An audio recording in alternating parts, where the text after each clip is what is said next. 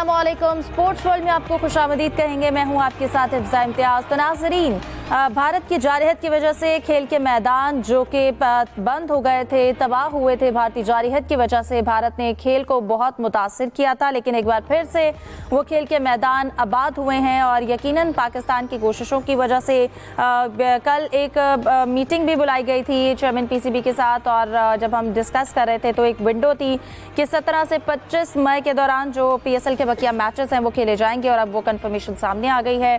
और जो अभी तक पहला जो मरहला है उसके हवाले से पिंडी का नाम सामने आया है। मजीद इस हवाले से तफसीलात हैं वो भी आपसे शेयर करेंगे। इसके साथ साथ आकिब जावेद को ज़रा इधर से उधर कर दिया है, वो क्या चेंजेस हैं उन पर भी हम नज़र डालेंगे। इसके साथ साथ हेड कोच ढूंढा जा रहा था नेशनल टीम के हवाले से, और अब वो भी जो है वो हेड कोच मुकर्रर कर लिए गए हैं माइक हैसन को। तो इन तमाम तर मौज़ूआत पर बात करने के लिए मेरे साथ स्टूडियो में मौजूद हैं जाहिद मकसूद साहब, यूसुफ अंजुम और इसके साथ साथ सलीम खालिक साहब हमें ज्वाइन करेंगे। आप तीनों मेहमानों को वेलकम कहूँगी, उम्मीद करती हूँ आप लोग खैरियत से होंगे। सलीम साहब, तो पीएसएल एक बार फिर से उसको जो है वो जारी के उसमें जो ब्रेक आई थी उसे दोबारा से कंटिन्यू करेंगे। 17 से दोबारा से ये मैचेस का आगाज़ होगा। यकीनन एक पूरे जोश और जज्बे के साथ दोबारा से इन मैचेस को जो है उनका आगाज़ किया जाएगा।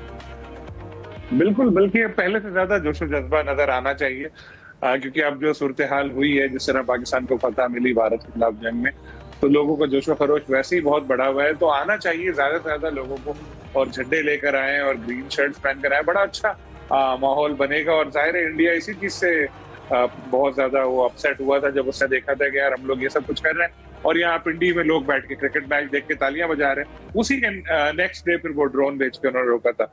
तो उनको बताना चाहिए कि जी अभी भी सोशल मीडिया पे बड़ी अफवाहें उड़ा रहे हैं, पिंडी में ऐसा हो गया था वैसा हो गया था।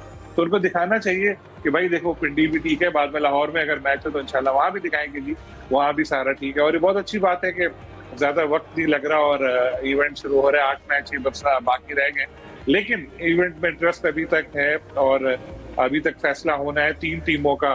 एक टीम को ग्लैडिएटर तो पहुंची हुई है, अगली 3 टीमों का फैसला होना है प्ले ऑफ में। यानी तो इंटरेस्टिंग मैचेस आगे भी देखने को हमें नजर आएंगे, और होपफुली कि फॉरेन प्लेयर्स भी आना शुरू होंगे। जैसे हमने देखा कि डेविड वार्नर का ऑस्ट्रेलियन मीडिया ने न्यूज दी कि वो आने को तैयार हो चुके हैं।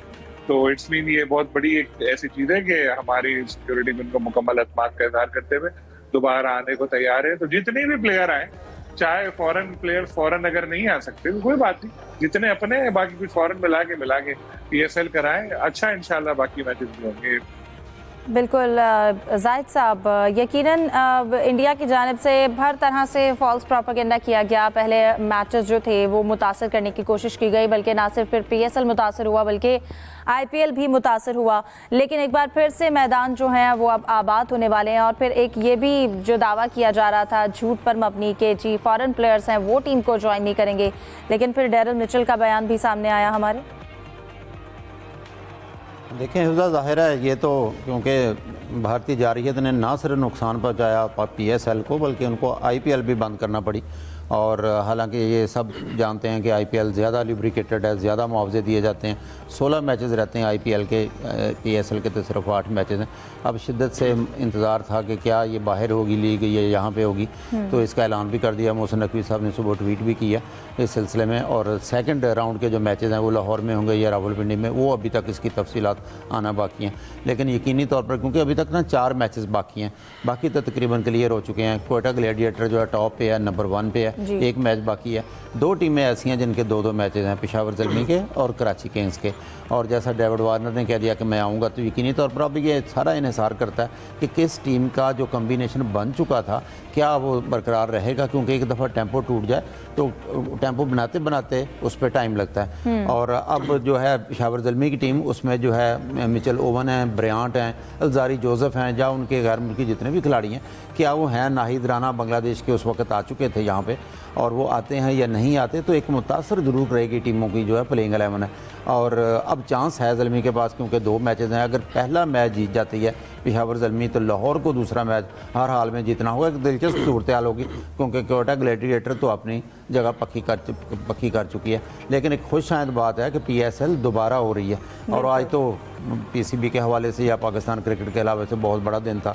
मुख्तलिफ मौज़ूआत पे आप बात भी करेंगे कि PSL ना सिर्फ PSL खेली जा रही है, बाकी भी तमाम अमूर जो है तय भी किए जा रहे हैं और बहुत सी चेंजेस भी आ चुकी हैं। बिल्कुल, सबसे पहले इन चेंजेस पर जाने से पहले यूसुफ, मैं आपका भी कमेंट लेना चाहूँगी कि यकीनन अभी ये देखना है कि जो एक प्रॉपर टीम्स थी फॉरेन प्लेयर्स के साथ वो तमाम वापस आएंगे, उसमें से चंद एक इस चीज़ पे भी तरह जो है वो पिक्चर अभी क्लियर नहीं है, लेकिन कुछ खिलाड़ी ऐसे हैं जिनकी तरफ से एक उम्मीद है और कंफर्मेशन है कि ये लोग वापस आ रहे हैं। और अगेन वही बात है कि ब्रेक के बाद PSL जो है स्टार्ट होगा। लेट्स सी कि परफॉर्मेंस जैसे उनकी पहले थी उसी तरह से होती है या उससे बेहतर भी हो सकती है।